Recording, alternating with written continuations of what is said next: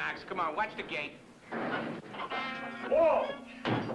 Will you watch it? Oh, come on. Get your back behind it. Hi there, Mr. Monroe.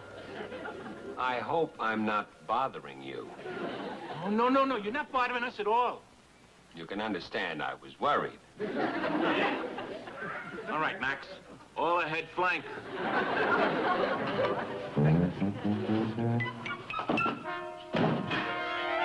Ow!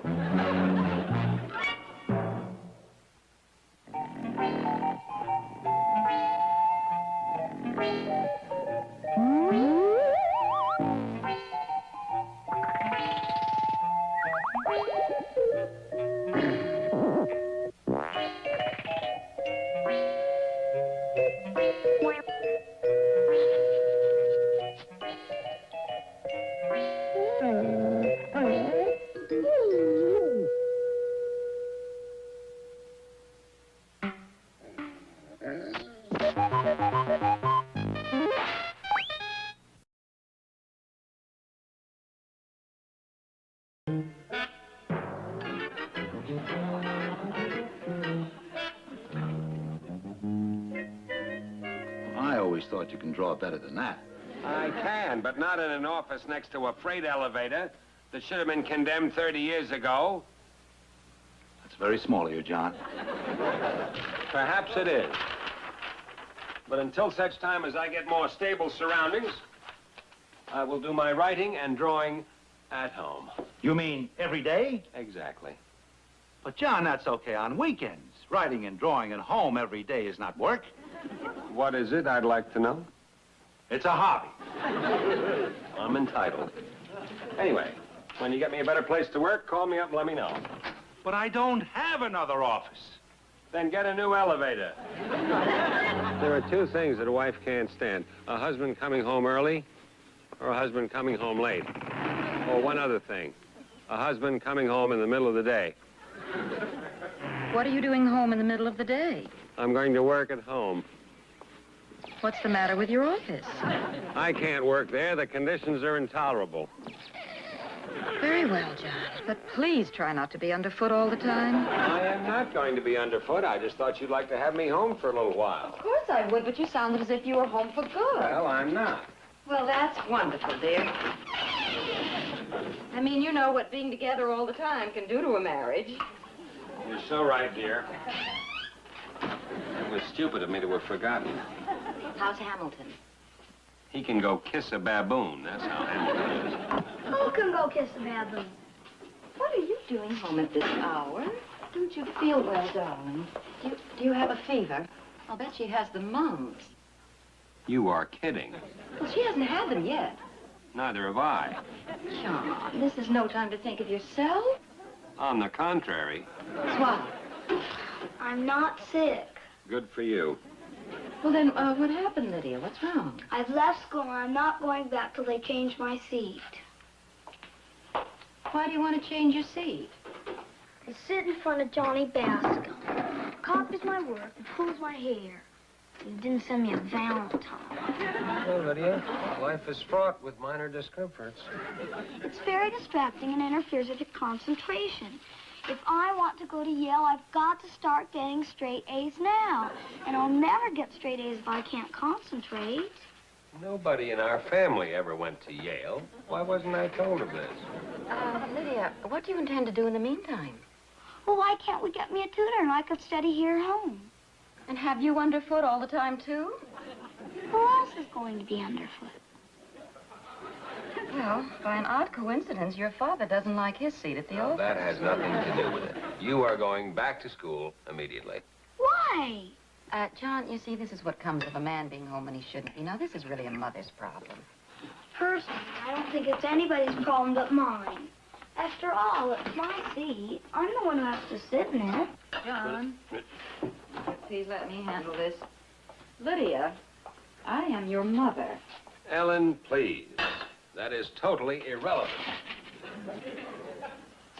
Lydia, I am your father. And it is my decision that you will return to school. Well, don't we even get to discuss it? I thought this was a democracy.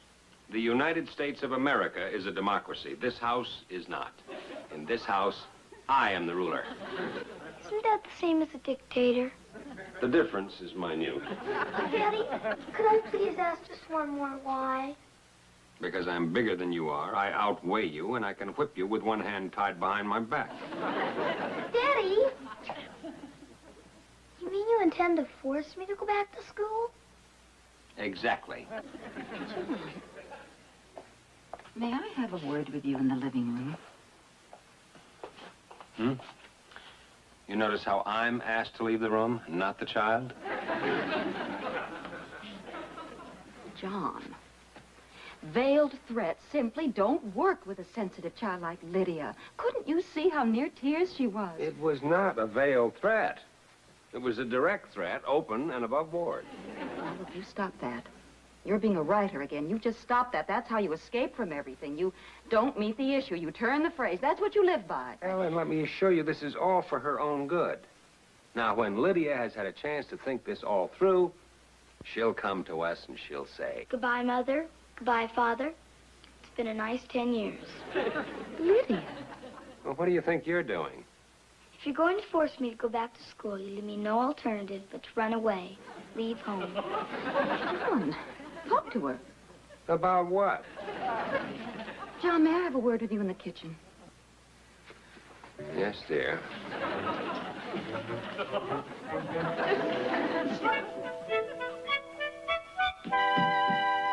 Come on now, John. What are we going to do about this?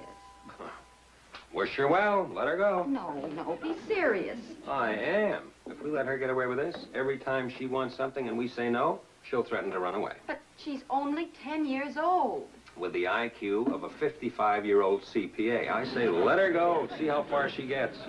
Why, with her gall, she'll own AT&T inside of 6 months. Or she can continue her career as a blackmailer. She has a natural bent for it. I just don't understand how you can throw away a perfectly good daughter, John. They're not that easy to come by. Lydia is not so easily swayed by debate. She has to be shown. Shown what? How impractical her plan is. She has no money, no idea of where to go, no influential friends. Oh, John, for heaven's sake. Ellen, listen.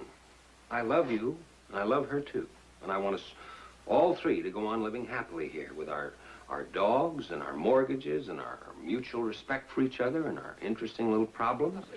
But Lydia has a very important lesson to learn. But, John, this is not the way No, to... please, Ellen, let me do it my way. But... Ellen, my way.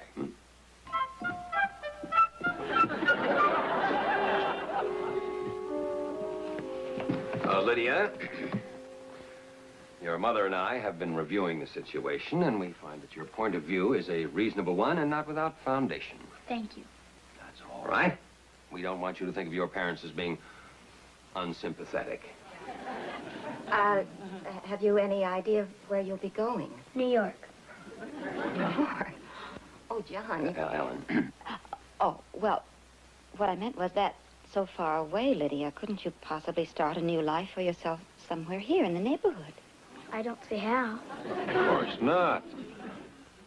Oh, incidentally, what are you going to do for money? I have money. How much? There was $82 in my bank. Well, what are you going to do after that? I'll cross that bridge when I come to it. Well, you seem to have thought things out very clearly and completely. I don't suppose there's anything else to say, is there? I suppose not. Well, goodbye, Lydia. Goodbye, Daddy. Goodbye, Mother. Goodbye, Lydia.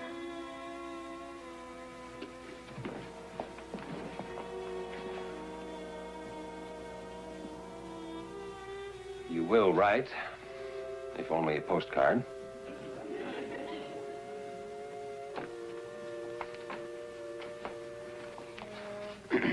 Just a moment, Lydia. Wait for me. For you? I'm going with you. But fathers don't run away with their daughters. Well, I don't like the idea either. but it is a law. What sort of law? Oh, a very famous law, established in precedent in a very well-known case. Puberty versus the Senate. Fathers have to see that their runaway daughters get where they're going. Well, you can look it up in your congressional record. I don't have a congressional record. Well, I suppose you'll just have to take my word for it. Well, you don't think I'd make up a thing like that, do you?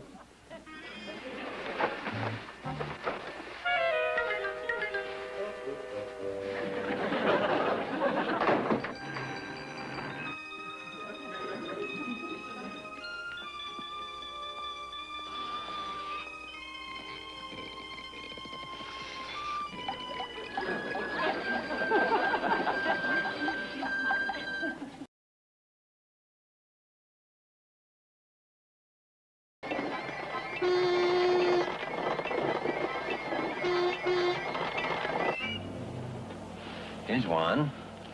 Overlooking the Hudson, sunken living room, doorman, $6.50 a month. I don't think so. Too rich? I'll go to the YMCA.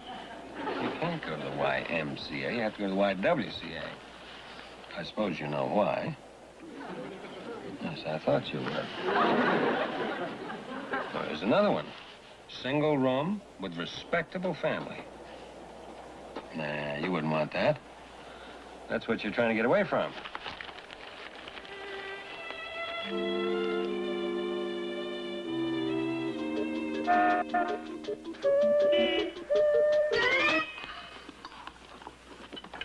Now, let's see if we can find something here you'd like. Oh, be sure and look on the right-hand side. That's where the prices are. And you can tell if you can afford it. Are we going Dutch? Well, if you're going to live alone, you'd better get used to that, hadn't you?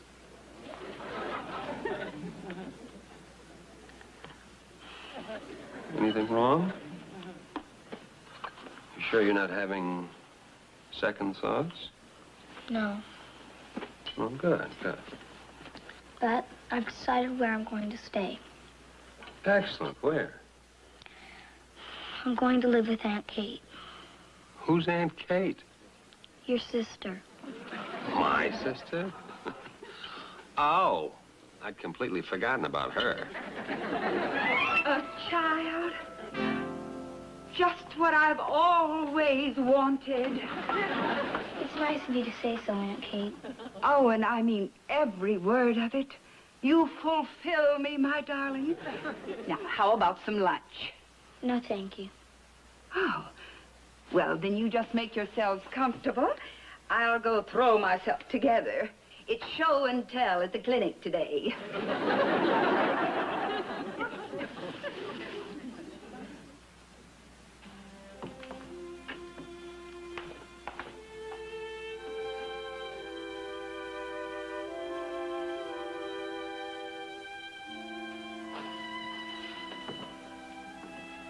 Well, Lydia, I guess this is it. Hail and farewell. Bye, Daddy.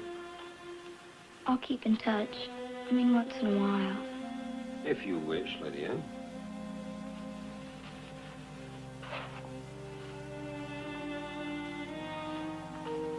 And maybe, if things are different, Oh, absolutely. If you find that you want to come back, well, it is a woman's privilege to change her mind. would I still have to stay in that seat at school?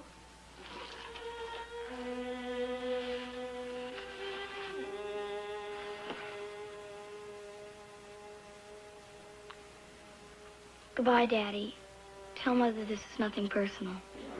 I expect someday they'll say that about World War II.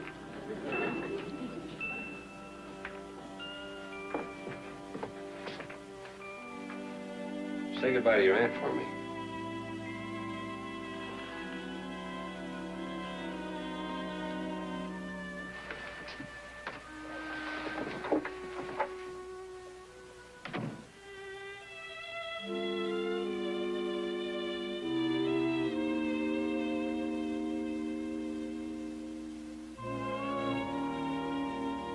New York? John, for heaven's sakes, you left that child alone in New York? She's not alone. Are She's with... you out of your mind? She's with my sister. You are out of your mind. Now, Ellen, she's perfectly all right. This will give her some time to think things out clearly, which she's very capable of doing. And in a few days, she will come home having learned a very valuable lesson. Now, try not to get uptight about it, hmm? Uptight?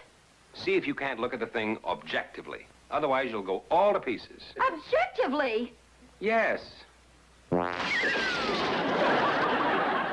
see? Come on, Ellen. Pull yourself together.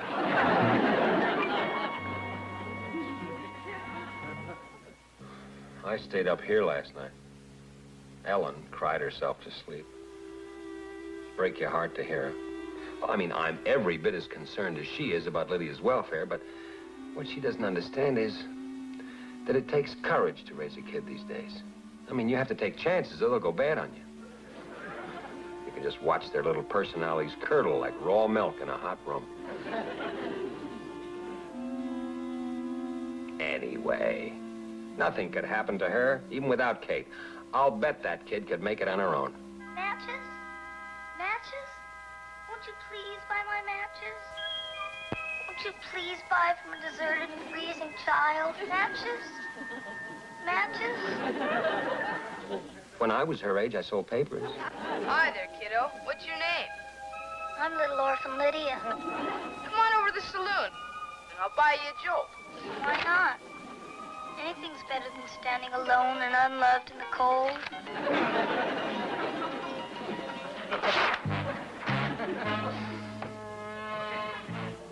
What Ellen doesn't understand is that you raise a child with a certain set of values, and from then on, they're on their own. Now, I know a lot of possessive fathers with an archaic point of view, but I'm a man of some sophistication and experience. Well, I'm not about to panic, because... Hi, Daddy. I've come home. Lydia, you tell me who it was, and I'll kill him. What did she say? Well, when did she go? Well, I don't know, darling. She never said a word. She just took off. Well, where did she go? You know how little girls are. Oh, she's probably just walking the streets. I'd rather she remained a blackmailer.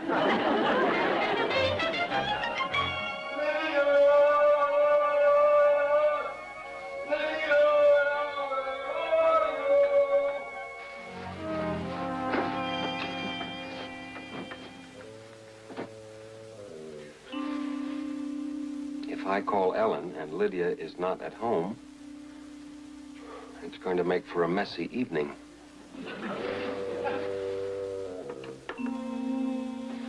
Maybe I better have another look around.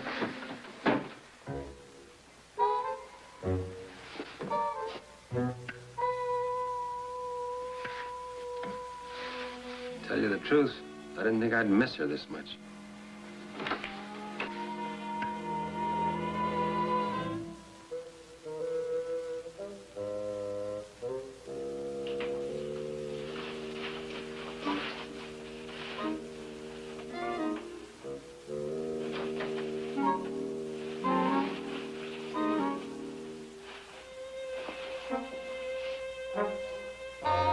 Hello.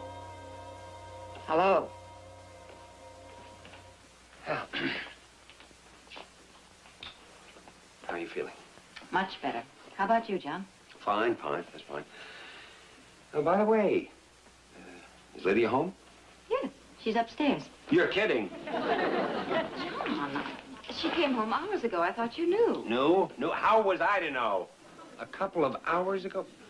What kind of a silly thing is that for a kid to do, coming home a couple of hours ago? That she'll hear you. Why wasn't I told? Will you go up there and speak to her, please? All right, I'll... What's she doing up there anyway? She's crying. Crying what for? She's been defeated, John. That's not an easy lesson for a child to learn.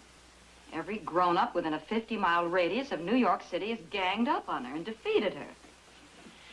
So I guess you made your point. Well, that wasn't quite what I intended. Well, Well, John, the road to hell is Oh, paved. yes, now I know. Haven't you learned yet not to quote one writer to another? It's bad form.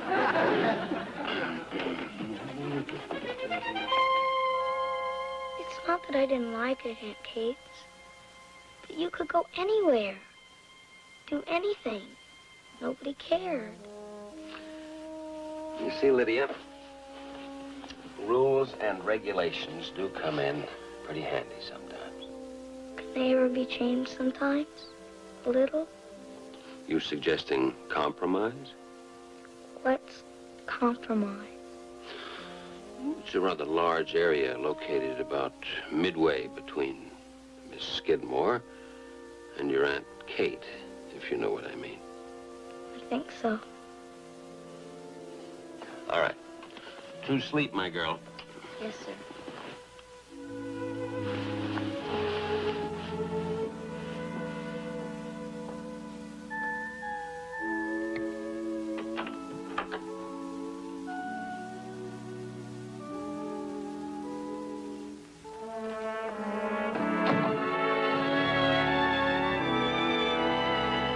Miss Skidmore, I appeal to your sense of compromise. Now, unless my daughter is removed from the disturbing influence of Johnny Bascom, well, then I'm afraid that Yale 77 is a meaningless phrase, a hollow promise, an empty sweater. I will not be coerced, Mr. Monroe. Oh, certainly not. Nor will I allow the discipline of my class to be undermined. Of course not, Miss Skidmore, but... No, Mr. Monroe. Lydia stays where she is. Good day, Mr. Monroe. Yes, ma'am.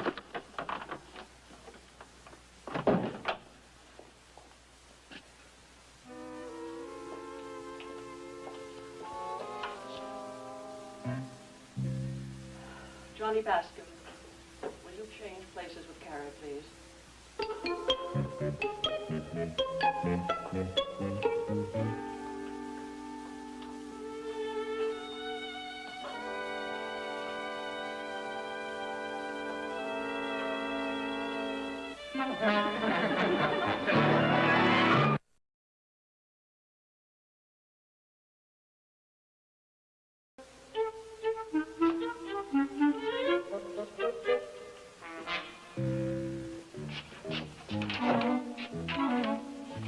This elevator is not to be used between the hours of 10 and 4. That is an order Hamilton Greeley.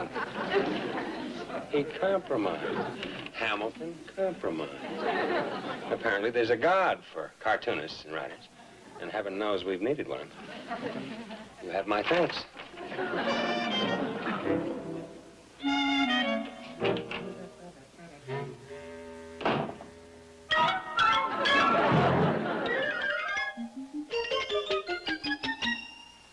It was nice to have you with us tonight. Next week on My World and Welcome to It.